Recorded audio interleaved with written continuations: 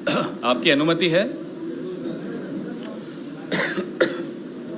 नमस्कार साथियों, आज राजस्थान के मुख्यमंत्री श्री अशोक गहलोत और मैं हम लोग आपके सामने हैं। फिर से एक राजनीति का में गठबंधन होना तो एक स्वाभाविक बात है, गठबंधन होते हैं, दिखते हैं। लेकिन जो अमित शाह और नरेंद्र मोदी की राजनीति का गठबंधन है वो एजेंसीज के साथ है, वो बड़ा स्पष्ट दिखता है। जब भी इनकी घेराबंदी हो जाती है, whenever they feel cornered, they misuse agencies। एजेंसियों को सामने कर देते हैं। वो राज्यों के चुनाव हो, वो बंगाल हो, उत्तर प्रदेश हो, आसाम हो, कश्मीर हो, महाराष्ट्र हो, या फिर गहलोत साहब का राजस्थान हो, सब जगह आपको एजेंसीज की भूमिका और उस भूमिका की टाइमिंग बड़ी स्पष्ट तौर पे दिखती है। साजिश क्या है? साजिश है हमें चुप करवाने की, षड्यंत्र है हमें रोकने का, और नियत है विपक्ष मुक्त भारत। यह हम सबको स्पष्ट तौर पे समझ लेना चाहिए। देश का यह अधिकार है जानना कि हमें चुप क्यों कराना चाहते हैं। आखिर वो कौन से मुद्दे हैं जो हम जब उठाते हैं तो एक साहब हैं जिनको 18-18, 19-19 घंटे नींद ही नहीं आती। फिर उन मुद्दों की वजह से नींद नहीं आती। और वो मुद्दे उठाने वाले कौन हैं? वो मुद्दे उठाने वाली कांग्रेस पार्टी है, वो मुद्दे उठाने वाले राहुल गांधी हैं, वो मुद्दे उठाने वाली हमारी अध्यक्षा श्रीमती सोनिया गांधी हैं, और उन्हीं मुद्दों से इनकी नींद हराम है। इसी वजह से एजेंसीज को सुबह से शाम तक व्यस्त रखा जाता है। ये वन नेशन वन इलेक्शन मालूम है क्यों चाहते हैं? ताकि एक ही बार एहसान ले लें सारी एजेंसीज का, नहीं तो बार में सबको रिटायरमेंट के बाद एडजस्ट कराना पड़ता है। बड़े परेशान हो जाते हैं, नींद नहीं आती 18-18 घंटे। ये स्थिति है हमारे प्रधानमंत्री की। हम कर क्या रहे हैं? हम तो सिर्फ प्रधानमंत्री को उनके अपने पुराने भाषण सुना देते हैं। डॉलर पे, पेट्रोल पे, बेरोजगारी पे, चीन पे, पाकिस्तान पे, तमाम भाषण जो ये 2014 से पहले देते थे, अब हम उन्हें सुना देते हैं। सर इनका शर्म से झुक जाता है, और झुकना भी चाहिए। हम सिर्फ आपको आपका राजधर्म याद दिलाते हैं, उसमें भी ये परेशान हो जाते हैं। प्रधानमंत्री जी भूल जाते हैं कि कांग्रेस के बारे में जो इन्होंने धारणा बनाई, या कांग्रेसियों के बारे में जो इन्होंने धारणा बनाई, ये उन कांग्रेसियों को देखकर बनाई जिनको ये हमारे यहां से ले गए हैं। वो धारणा गलत है। गांधी परिवार और कांग्रेस पार्टी की तासीर समझने में नरेंद्र मोदी और अमित शाह को कई जन्म लेने पड़ जाएंगे। They'll have to be reborn several times to understand what the Congress party is and what the Gandhi family is. इस तासीर में संकल्प है, इस तासीर में संघर्ष है, इस तासीर में जुनून है देश को बचाने का, इस तासीर में एक दृढ़ निश्चय है देश को बचाने का। इस तासीर को अगर आप समझ भी लेंगे मोदी जी, तो आपका यह जन्म सफल हो जाएगा। नहीं समझ पाएंगे तो आप जितनी एजेंसीज चाहिए छोड़ दीजिए हमारे पीछे। हम चुप नहीं होंगे, हम पीछे नहीं हटेंगे, हम डर के घर बैठने वालों में से नहीं हैं। अगर आपको कोई शक है तो जाइए अंग्रेजों से पूछ लीजिए। मैं मेरे वरिष्ठ नेता और राजनीति में मेरे गुरु श्री अशोक गहलोत जी से आग्रह करूंगा कि अपने विचार आपके सामने रखें।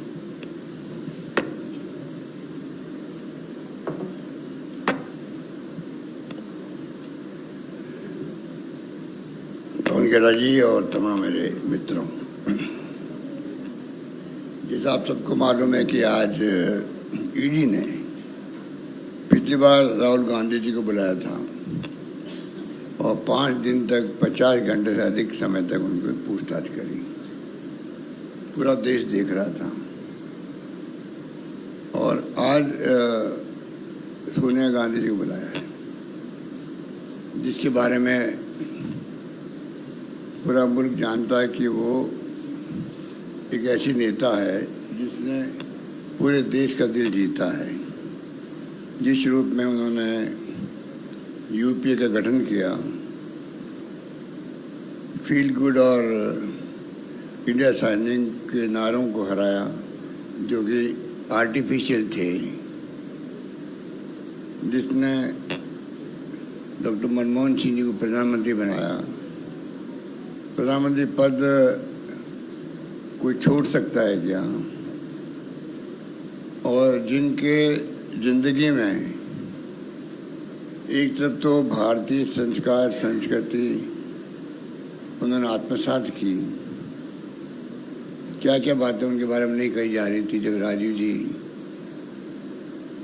की शहादत हो गई थी।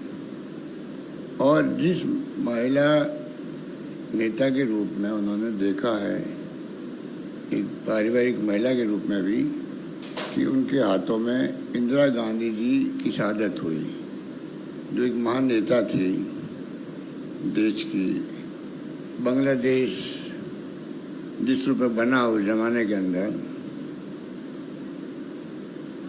पाकिस्तान के दो टुकड़े हो गए। दुनिया के इतिहास में ऐसा कहीं नहीं सुना होगा कि 90,000 सैनिकों को, अधिकारियों को सरेंडर करवा दिया हो एक मुल्क के, जो हमारा दुश्मन मुल्क है, जिसने इंदिरा गांधी ने हरित क्रांति करी, गरीबी हटाओ की बात करी, सब कुछ किया देश के लिए। वो शहादत हो गई और देश को एक अखंड रखा। राजीव गांधी शहीद हो गए, उनके पति थे, उनकी सास शहीद हो गई देश के लिए, उनके पति शहीद हो गए देश के लिए।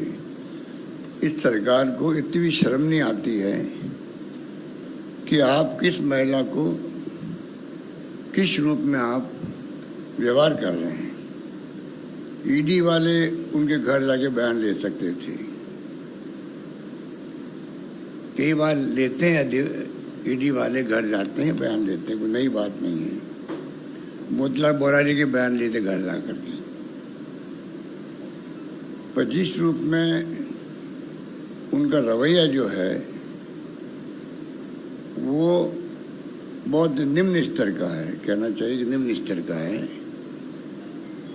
उनको चिंता नहीं देश क्या सोच रहा होगा।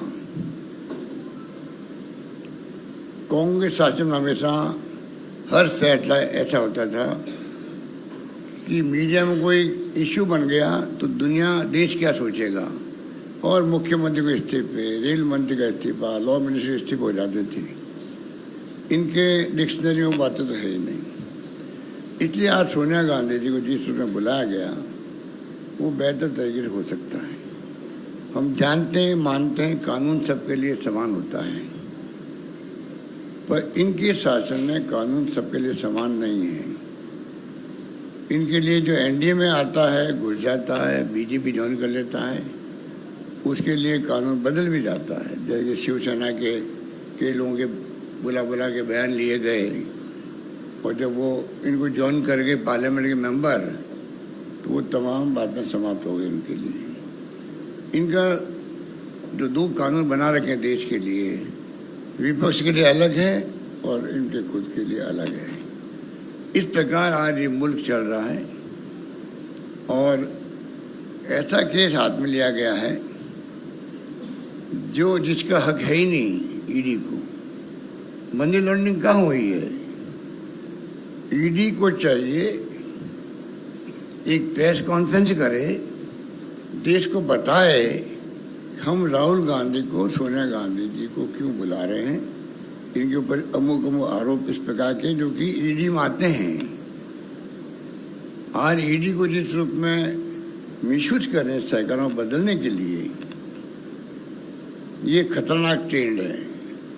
ये लोकतंत्र की भावनाओं के भी आप समझ सकते हो कि कुचला जा रहा है उसको भी। मैंने बार बार कहता हूँ कि देश में संविधान की धज्जियां उड़ रही है, देश में लोकतंत्र खतरे में है, ये उसके उदाहरण है। इस रूप में आज ये मुल्क चल रहा है।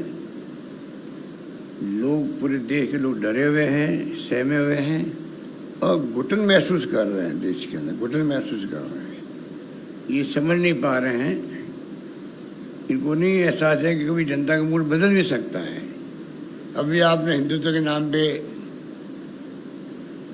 जो हर व्यक्ति के व्यक्तिगत धर्म की बात आती है तो व्यक्ति साथ खड़ा हो जाता है। हमारी लड़ाई विचारधारा की है, देश को बचाने की है। उसीलिए आज पूरे देश के कांग्रेस जन प्रदेशों के अंदर, जिलों के अंदर धरने कर रहे हैं, प्रदर्शन कर रहे हैं, मैसेज देने के लिए। अब भी आप, ये तो लोकतंत्र के गहने हैं, धरने हो, प्रदर्शन हो, विरोध प्रकट हो, इसको तो टॉलरेंस पावर हो, ये तो लोकतंत्र में आवश्यक है। आज अगर ये होते हमारी जगह तो आज आग लगा देते, तोड़फोड़ करते। इनकी फितरत ये है। हमारे यहाँ तो बाहर आप देख रहे हो, रघुपति राघव राजा राम, पतित पावन सीताराम के भजन हो रहे हैं। इस एक भजन से समझ लीजिए ईश्वर अल्लाह तेरे नाम कि कांग्रेस की सोच क्या है, इनकी सोच क्या है। ये भजन बोलने वाले कभी भी ना हिंसा कर सकते हैं, ना तोड़फोड़ कर सकते हैं।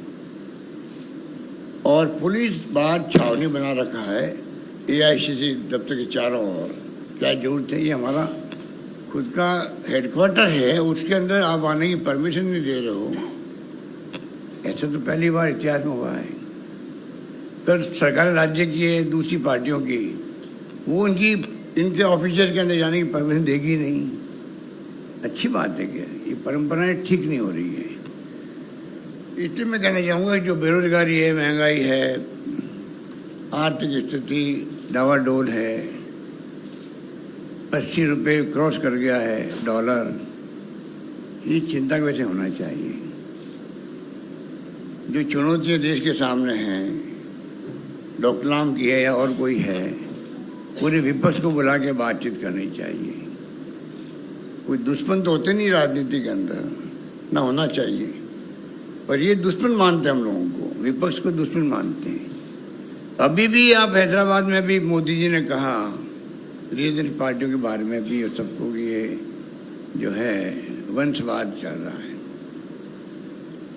तो ये जो इनका टारगेट है विपक्ष, पहले कांग्रेस मुक्त भारत की बात करते थे, अब इनकी मंत्रा है विपक्ष मुक्त भारत बने, डिक्टेटरशिप हो देश के अंदर।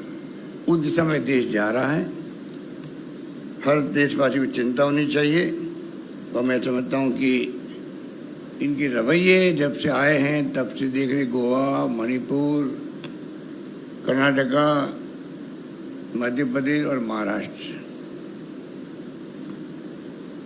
ईडी इनका बहुत बड़ा डेमोक्रेसी में हथियार हो गया सरकारों को गिराने का। इससे घटिया बात कोई हो नहीं सकती कि आप एक एजेंसी के माध्यम से मेंबर पार्लियामेंट को डरा करके, धमका करके, और आप सरकार बदलते हो और गर्व महसूस करते हो। इनकी अंतरात्मा पता नहीं गर्व महसूस करती होगी, शर्म महसूस करती होगी, वो तो मैं उनको पूछ नहीं सकता।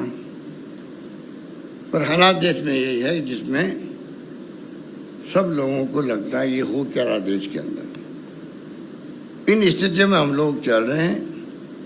और CRPC से जो प्रोसीजर है देश का, कोई गलती हुई है तो एक प्रोसेस होता है, उसके अंतर्गत ही आप 15 साल के कम उम्र के लोगों को या महिलाओं को नहीं बुला सकते इस प्रकार से। सच सम्मान उनसे बात करो। वैसे भी किसी भी अपराधी जब आरोपित होता है तो कम से कम जब तक वो सिद्ध नहीं हो कि ये इसे जुल्म किया है, तब तक आप कैसे उसको अपराधी मान सकते हो? ये तो और मामला अलग तरह का है। पर इनके लिए तो वही है जो इन्होंने ठान ली है, वो हमें पूरा करना है। इसलिए मैंने कहा देश में भय का माहौल है, देश में माहौल घुटन का है, इसको समझने के प्रयास नहीं कर रहे। गांधी परिवार को ही क्यों कर रही है, जिसने इतने सेक्रीफाइस किया है, त्याग किया, बलिदान किया। मोतीलाल नेहरू के वक्त से ही पंडित जवाहरलाल नेहरू की कोई उपलब्धि थी नहीं इनकी दृष्टि के अंदर।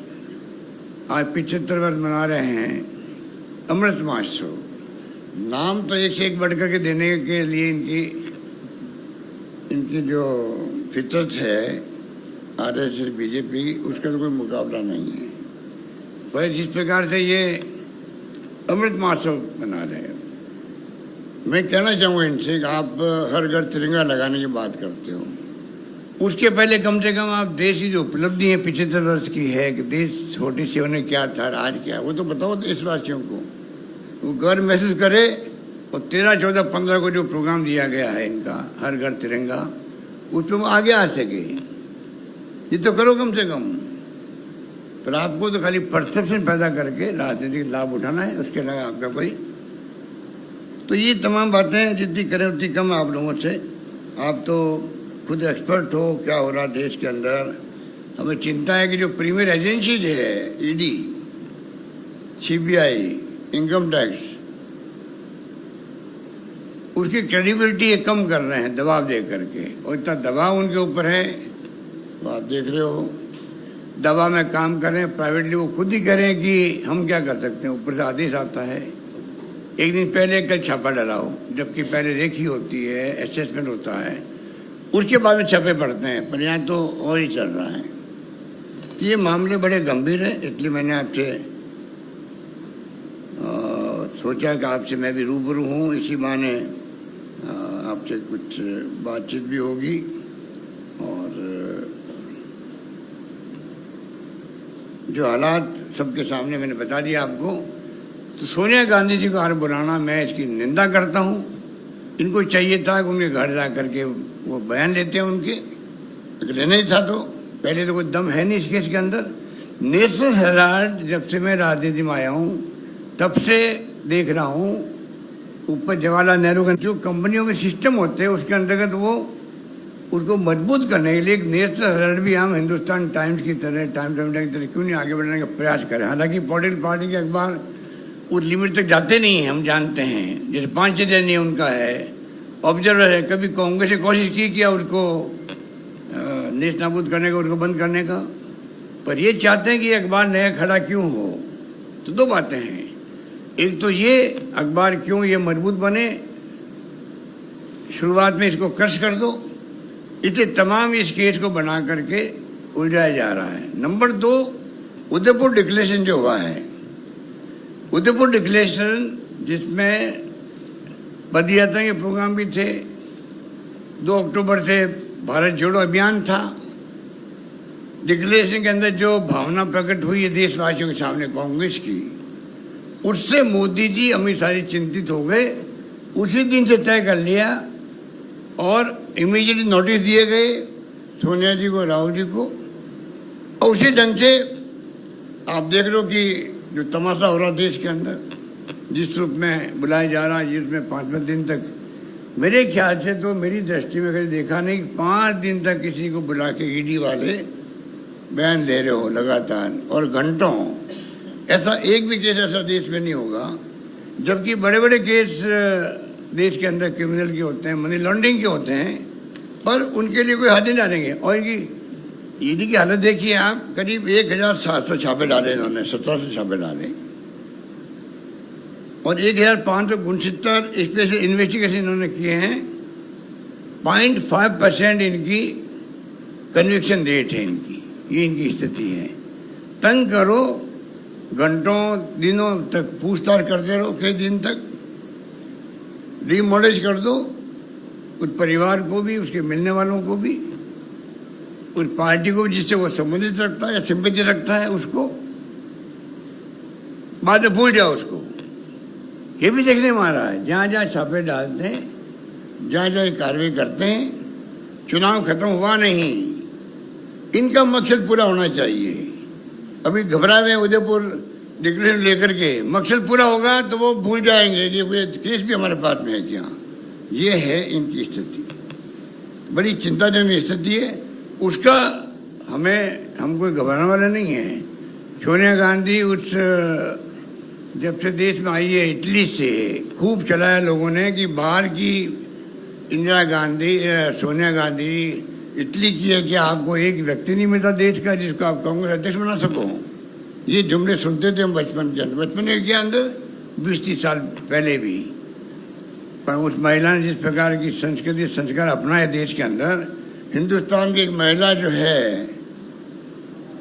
उससे वो कम नहीं है, बल्कि आज लोहा मानती है महिलाएं भी, पूरा देश लोहा मानती है। दुनिया का इतिहास जानते हैं, दुनिया के अंदर जो महिलाएं जिनके पति के साथ हादसे हो गए, चाहे वो जॉन ऑफ कैनेडी हो चाहे कोई भी हो, वहाँ के महिलाओं में और यहाँ की महिला जिस रूप में इन्होंने अपना जीवन व्यतीत किया है और पार्टी के लिए जो जान लगा दी इन्होंने, उसको कांग्रेस कभी भूल नहीं सकता। इस परिवार की क्रेडिबिलिटी हाईएस्ट 70 साल के बाद में भी है। इसलिए आज पूरे देश के सभी भाषा जानने वाले, सभी जातियों के, सभी वर्गों के लोग, सभी क्षेत्रों के लोग, चाहे वो नॉर्थ के हो, ईस्ट के हो, वेस्ट के या साउथ के हो, वो जुड़े क्यों हैं? बार बार साहब इनको ही क्यों आप लेके चल रहे हैं साथ में? अरे लेके नहीं चल रहे हैं, पूरा मुल्क का जो आम लोग भी हैं, जो कार्यकर्ता हैं, उनका विश्वास इनके ऊपर है कि सबको साथ लेके चलेंगे। जो राजनीति में आवश्यक होता है वही कामयाब होता है जो सबको साथ लेके चलता है। इस परिवार की क्रेडिबिलिटी बड़ी है, ये सबको साथ लेके चलेंगे, सबके साथ न्याय।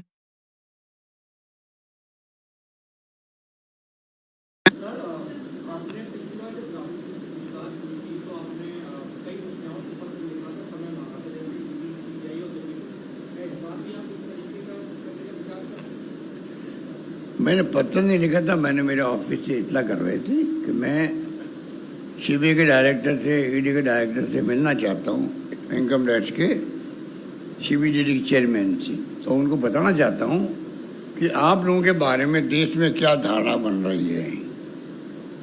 आपके खुद के जो फैसले, रेड हो रही है, दमन हो रहा लोगों का, उद्यमी हो, व्यापारी हो या और कोई राजनीतिक पार्टी जुड़ा हुआ व्यक्ति हो, जैसे राजस्थान में प्रयास हुआ सरकार गिराने का, तब भी एक साथ में 5 जगह छापे पड़े थे। इधर मेरी मीटिंग चल रही, इधर मेरे पिछवाड़े में छापे पड़े। जो इंडस्ट्रीज भी नहीं होते उनके छापे डाल दो, मेन आदमी है तो कोई, ये सब धंधे उस पर भी इन्होंने किए, तो ये करते रहते हैं। इसलिए ये कोई नई बात हमारे लिए नहीं है।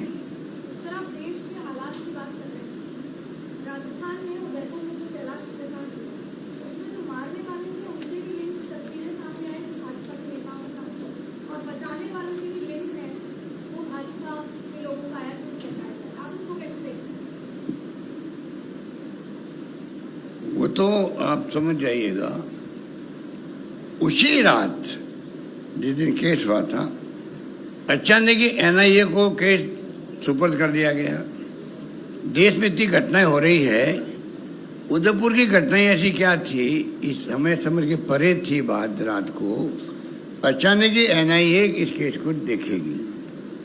हमने वेलकम किया, कोई दिक्कत नहीं है, क्योंकि एनआईए एक बड़ी एजेंसी है, नेशनल एजेंसी है, जिसका काम ये है अगर राष्ट्रीय अंतर्राष्ट्रीय कोई ऐसी लिंक है किसी घटना का तो जांच करनी चाहिए उनको। हमने कोई एतराज़ नहीं किया उनका, पर ये संदेह पैदा करता है उस रात को ही कैसे एनआईए पिक्चर में आ गई, जबकि एसओजी ने काम शुरू कर दिया था, दोनों अभियुक्तों को पकड़ लिया था। उनके संबंध जो है बीजेपी के साथ हैं वो तो जग जाहिर है। फोटों की बात छोड़ दो, फोटो में अगर नेता के साथ में मिस्टर कटारिया जी ने कहा भाई कि फ़ोटो तो हो ही सकती है, मैं भी मानता हूँ किसी का फ़ोटो हो सकती है, परंतु वो फ़ोटो नहीं है एक, उसमें वो कैसे ज्वाइन कर रहे हैं बीजेपी को, दुपट्टा पहनाया जा रहा है, किस प्रकार वो उनके साथ में जुड़े हुए हैं, किस प्रकार उनके खिलाफ में कोई शिकायत पुलिस में हुई तो बीजेपी नेता ने सिफारिश की थाने के अंदर भी कि भाई हमारा कार्यकर्ता, आप इस प्रकार क्यों इसको मतलब इनके खिलाफ में एक्शन कर रहे हो, जबकि वो एक्शन ठीक था। बार बार जो जिसने थाने में सिफारिश करी, जिस नेता ने, उसका और ये जो व्यक्ति में अतारी जो मुख्य अभियुक्त थे मारने वाला, इसके कई बार टेलीफोन पर बातें हुई आपस के अंदर 2-3 दिन के अंदर। तो तमाम बातें ये सिद्ध करती है कि टोटली बीजेपी के साथ में जुड़े हुए थे मारने वाले, और बीजेपी उस पर एक्सपोज हुई पूरे देश के अंदर। ऐसा नहीं है, लोग समझते भी हैं कि बीजेपी लिंक था, उसी रूप में ये इनका बैकग्राउंड ये है, तो ये कुछ छिपा नहीं सकते चाहते हुए भी। अब मैं चाहता हूँ बजाय कि हम लोग कोई बात करें, एसओजी कार्रवाई करेंगे तो उसमें लगेगा भाई ये जानबूझ के तंग कर रहे होंगे, क्योंकि जो राजनीतिक माहौल बना हुआ देश के अंदर, उसमें सही क्या है गलत क्या है इसका तो कोई सोच ही नहीं है। तो हम चाहते हैं एनआईए को चाहिए ये जो घटना हुई है इसके बैकग्राउंड को जाए, वास्तव में क्या लिंक था बीजेपी के साथ में इनका, किस हद तक था, क्यों था, और बाद में उसी व्यक्ति ने इतनी हिम्मत कैसे कर ली जब मालूम है कि आज बीजेपी का एजेंडा क्या है, उसके बाद में ही एक कन्हैयालाल की हत्या करने के मायने क्या थे। ठीक है,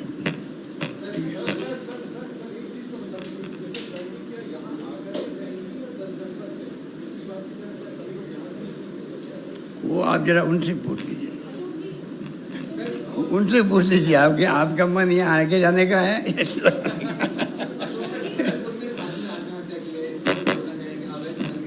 देखिए, उसके लिए हम लोगों ने पहले ही फैसला कर लिया था, बड़ा फैसला किया है। वो चाहते थे फॉरेस्ट में लैंड जाए, और एक व्यक्ति ऊपर चढ़े हुए थे, एक साधु ऊपर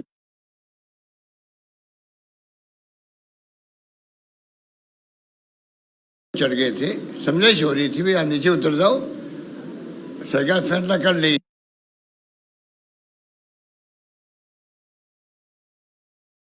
प्रोसेस फॉरेस्ट लोग ध्यान रखें, इलाज करवा रहे हैं। अभी तो दिन भर